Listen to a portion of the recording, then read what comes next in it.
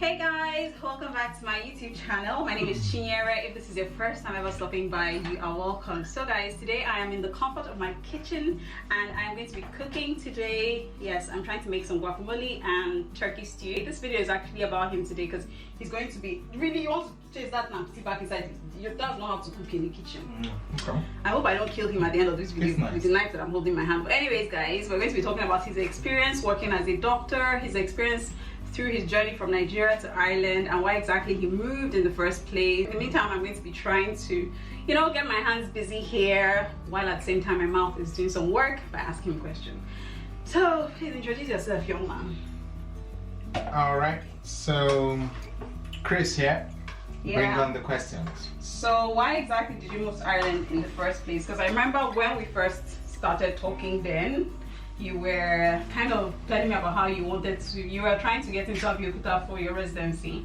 Yep. So I guess when I decided I wanted to go to Ireland, first of all, I wanted to go because I had family there. That was number one. Number two, of course, greener pastures. And number three, I had a lot of experience during NYSC, surgical experience, obstetric experience, you know, minor stuff.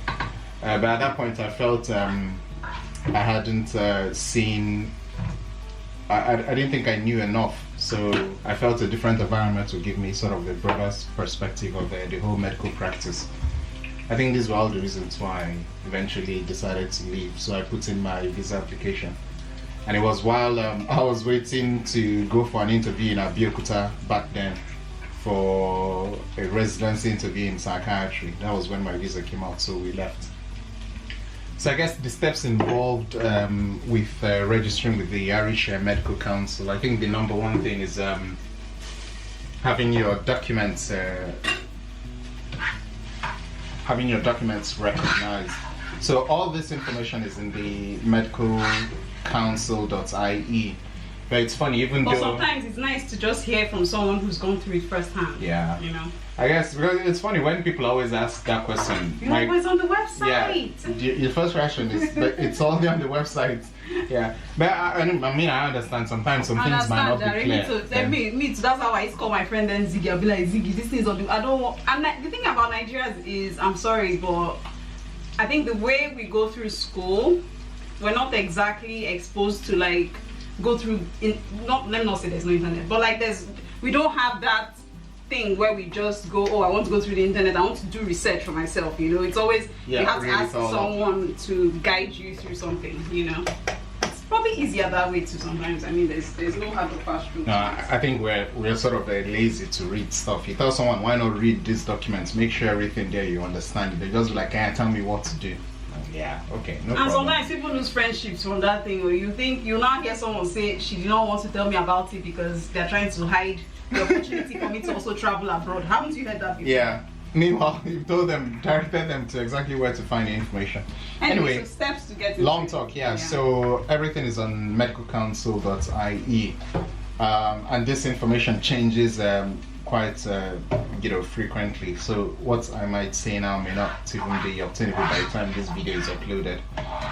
So the whole steps, they're called PRES, P-R-E-S. The PRES steps. So I think the first stage, if I remember correctly, mind you, I did my own registration sort of almost 9 years ago now. He's a grandfather in the business right now. So some of these things have kind of slightly changed. Even just after I had done it, a few things changed shortly after that. So the whole PRES system, the first step is actually just recognition of all your documents. So you send all your documents to the office, they just go through everything, kind of make sure you are definitely who you say you are, and your training is exactly the way they say it is. And then I think when you send the documents to them, they send some of these documents back again, either to the school where you graduated or the school where you did your internship, and all they just need to verify is that these documents actually came from them. So it's kind of a verification of documents. So how long did the whole registration process take for you? Do you remember? I think it took about 6. Well, kind of the different. The whole registration from beginning to end, because there is also an examination part of it. The whole thing took 1 full year. You had to write IELTS now. But I even wrote IELTS in Nigeria. Oh, okay. Well, newsflash, I had to write IELTS 3 times. And I don't know how you explain to people, you didn't fail the exam, but yet you didn't pass. I mean, that's kind of weird. Either way, I mean, that was the IELTS then. So I even started writing IELTS during NYSC before I even, so that's pretty much the first step. So they verify the documents, they send it back and forth, and then you go into the second stage of writing the MCQ, multiple choice exams. So it's funny now, I hear that exam no longer exists, but Which one? that's the multiple choice exam. Oh, okay. So now instead of, honestly, I don't know why they did that. It probably doesn't even make sense to me. So usually you should write Press 2, which is the multiple choice exam, and when you pass that, you go ahead and do Press 3, which is the sort of a theory exam, you know, or what you call OSCE exam. And then but now they've actually cancelled the MCQ exam. So instead of writing the Irish MCQ exam, you can actually go and write PLAB exam, which is the UK equivalent of the exam, and it's the multiple choice. With your PLAB results or the PLAB 1 results, you then go and apply for the OSCE part or the theory part or the clinical part of the Irish exam. So, but this whole process kind of, you know, from day one to finish, it probably take you about a year and a half, which is a long time. So whenever you want to start, just take out your time to finish all the processes you want. Okay. And that's about So it. is the membership exam recognized from Nigeria, recognized in Ireland?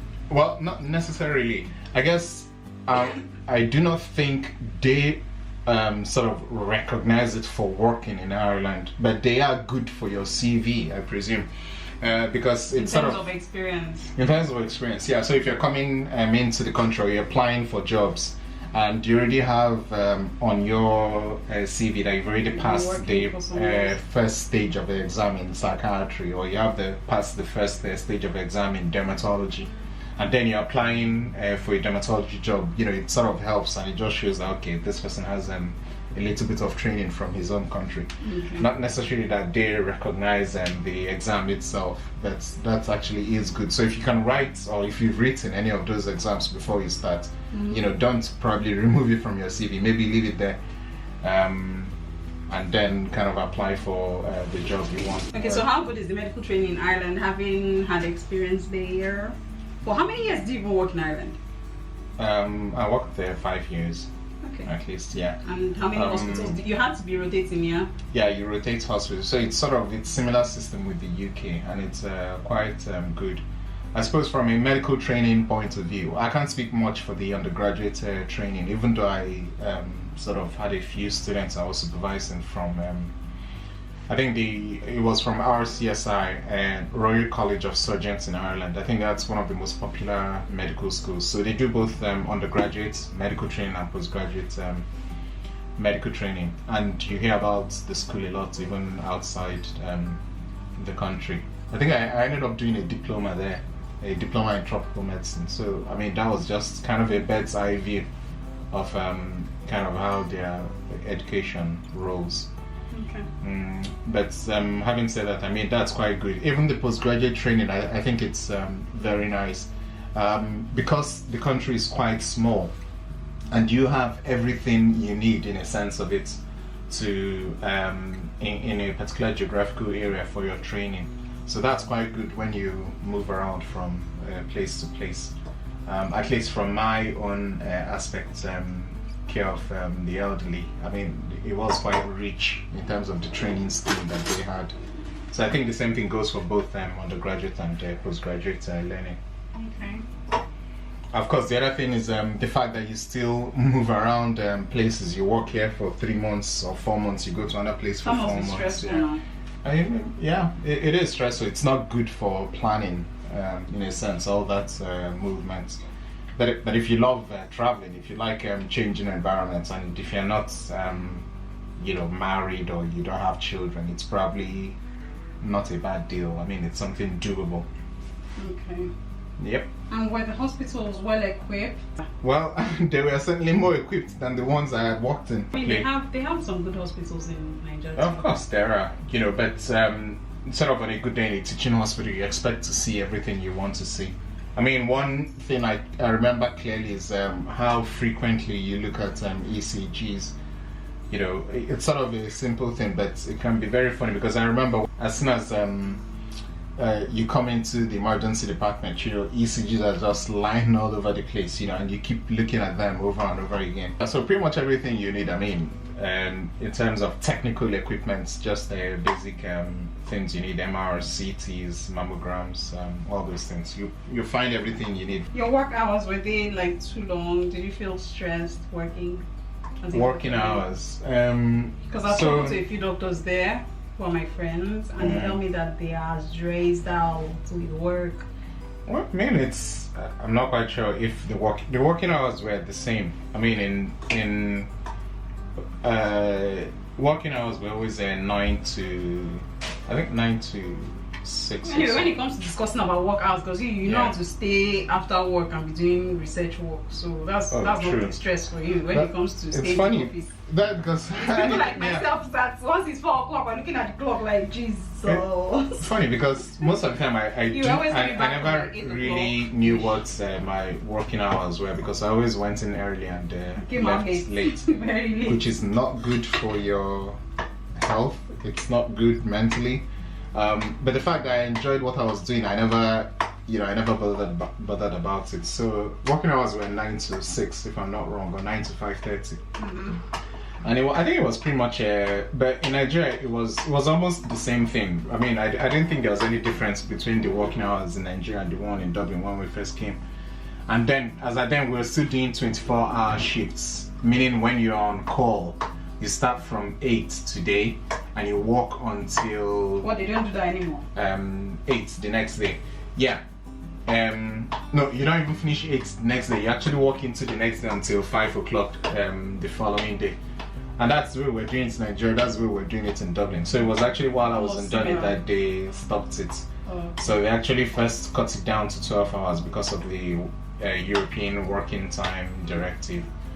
I guess the funny thing about that was that doctors wanted, it, and at the same time, even the administrators wanted it because they knew they were going to save money if people weren't working 36-hour shifts. I'm done with this flies. Okay, close it now. No, I can't be dealing with this. So, I mean, on a good day, I think but now the working hours are much better. I don't think anybody does more than 12 hours in a go. The maximum you can ever do in any hospital now is like 13 hours. So it's much better than it was. As at the time when I was there, I was doing those 36-hour shifts. Okay. And that was fun. Was there any financial gain? I mean, yeah, definitely. That's the first financial gain. I mean, it was. I think it's sort of a conversion game. If you're earning euros and you convert that to naira, that makes a lot of difference. So even if you are sending sort of a small fraction of your salary back home, it will still go down a lot. I mean, cost of living in Dublin is already very high. It's among one of the highest in Europe. Yeah. So that if you don't live in Dublin, then you can have a little more savings than the person that lives in Dublin. I mean, we stayed in Dublin throughout because the big hospitals were there and I probably preferred them. Okay, is that why you stayed in Dublin? The longest I ever worked in a non-Dublin hospital was 4 months out of the whole 5 years I spent there. So that was quite good. And I guess the whole training, I mean, Nigeria, your medical training in Nigeria is much faster. All you need to do is Nigeria, you just do your you graduate from medical school, do your internship, do your NYSC, and then between that time you would have written your primaries and come back and apply for residency and do your residency for 5 years, and then you finish as a consultant. But then in Dublin it's a bit different. So you do your internship. So most of you would come either after your internship. You have to be recognized on the Irish Medical Council. Then you do 2 years of 2 years of general medical training. It's after that 2 years general medical training that you can now apply to start your formal residency, which is now 5 years. So that's probably 7 years in total. Okay. So someone sent me a question. I want to write Part A MRCS surgery and finish up Part B. That's part of the world. What are the requirements needed for sure acceptance application? As in for sure acceptance. I don't know if there are any things you can do to make it a sure acceptance, but I mean, once the purpose of the application is straightforward, then that's not a problem. Because I think from what he's saying, maybe you can do the first part online, then the second part, which is clinical, you probably have to present there. If you've of course passed the first part and you've registered for the second part, you've paid for all that exam and you have your exam dates, you of course put in an application for your visa. They'll ask you the same thing all the time anytime you apply for visa, just evidence that you can finance it. Your bank accounts, which just shows money coming in and going out. Of course you don't book your flight. And with that alone, I think that's sure enough to get you coming in there. I think the main problem would actually be preparing for the exam. Sometimes it might be good to actually come into the country, you know, if possible a month ahead of time. But of course, you need evidence to say that you have, what do you call it, leave, study leave or something from your job of employment. So that you can come in ahead of time and do some practice before you actually start. But you know, if you feel your clinical skills are quite good, or you've watched enough videos, or you've practiced them already in Nigeria, then you can just come in, you know, a week before. But I'll be sort of selling it short. So if you can come in before, you know, and attend any courses. I mean, and there are some of these courses that exist in the hospitals in Dublin, at least. Well, you can pay for. They're quite expensive though, but by Dublin standards, yeah, that's. So all of these things, do they also cover for doctors who want to work in Northern Ireland? Northern Ireland. Okay, so that's a mistake people easily make. So Northern Ireland is part of the UK. So that is actually the PLAB pathway. PLAB 1, PLAB 2, and then you present yourself to GMC. So if Belfast, that's the area you want to go to, then you actually have to go through the PLAB route. That is entirely not the Ireland system or Republic of Ireland system, but it's sort of difficult to notice that sometimes. Having said that, because to get registered in the Irish Medical Council, you now need PLAB, so you might as well be preparing for both. You write your PLAB 1 and then prepare at the same time for PLAB 2 and PRESS 3, which is a clinical exam, PLAB in the UK, PRESS in Ireland. And that way you're prepared both ways, and you know, you have more options, I guess. Okay. When you want to. So having had all of this experience, what did you like about working in Ireland, and if you were to change anything, what do you think can be improved upon? What did I like? Well, I think it was my first experience of, I guess, outside Nigeria. Yeah, living Nigeria. So many things were new to me. I mean, number one, I loved the country. I still love the country. Yeah, I mean, it's really a beautiful place. You know, it's small and it has a lot of potential. When a place is that small, there is actually a huge potential to actually have a very perfect system, because you just have roughly 5 million people to deal with, so you can easily figure out their health system, figure out the care they have. And the other thing that was very good actually is that drugs that are coming that are just got licensed quickly get into the market very fast. It's much faster in Ireland than in so many places, which is good. And I think the cancer service they run is actually quite impressive. I did hematology for 3 months, and it is quite impressive. Drugs that are so expensive that people sometimes have to do fundraising to get that kind of treatment. Here, you know, Dublin, you just get that treatment, no questions asked and all that. So I think those were sort of good things about the health system. The things that could be improved upon, I mean, in your opinion? Yeah, it's quite difficult to say what you can improve upon. I mean, there are definitely difficulties. The fact that it's a small place, you know, there are quite a number of people trying to get very few positions. So it makes the competition is high, and you're likely not to get what you're applying for. But, you know, just like everything else, if you try and fail, you try and try and try again, and maybe you might get it at your fourth attempt or something. How easy is that? I mean, things that can be improved upon will be the issue of movement, because of this whole issue of rotating hospitals every now and then before you become a consultant, I guess. Transportation is really a problem. Well, of course, it goes without saying you have to drive, but then you still have to navigate things like traffic. So the train system definitely can be improved upon. If the train system was much better, then moving hospitals wouldn't be a big deal at any point in time. Okay. And of course, even the regional hospitals, yeah.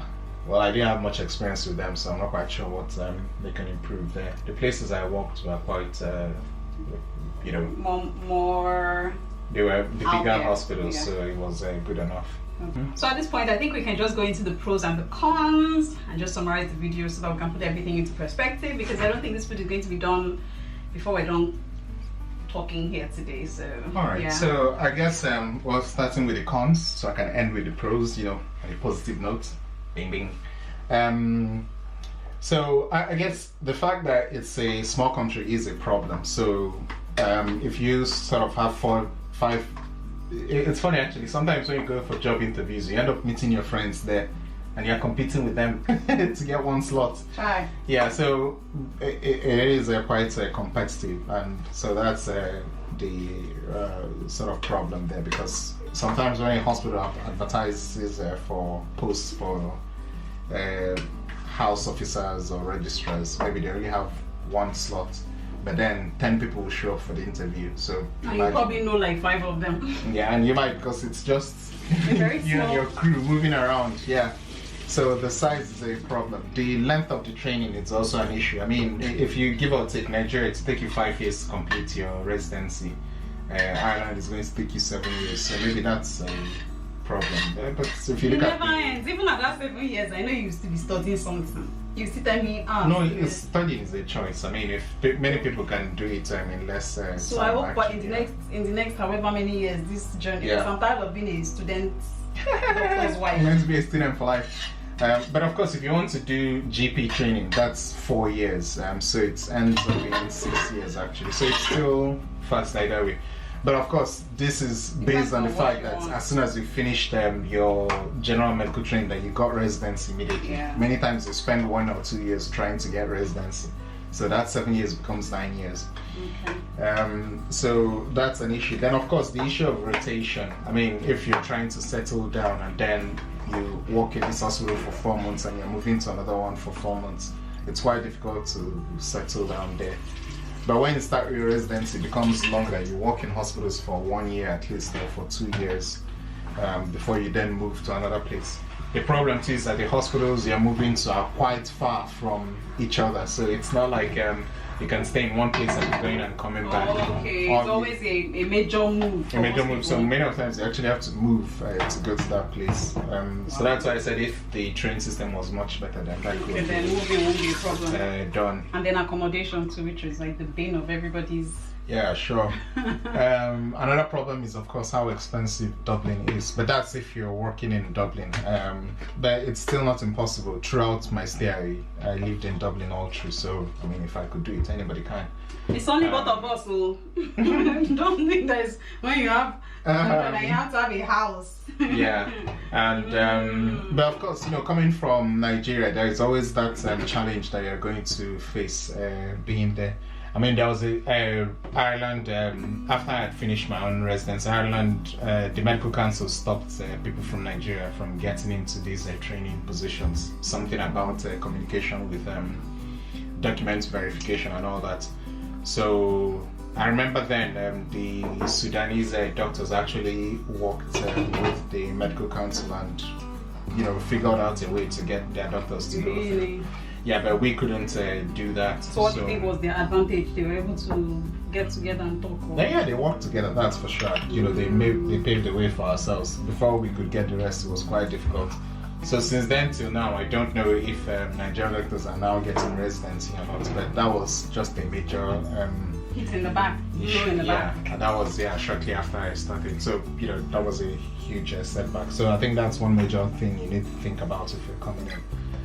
But of course, the option of locum is still there if you don't want any of the training positions. I just be So- counting your money, Okay. So the good things, it's funny, these cons are actually pros. I mean, the fact that, you know, you move around, I think it was fun for me. Even though I didn't move around so much, but I loved it. I would have even hoped if I had moved there to further places. And, you know, you get to see the country, which is not big, and they're just beautiful sites there, you know, Killarney, jeez.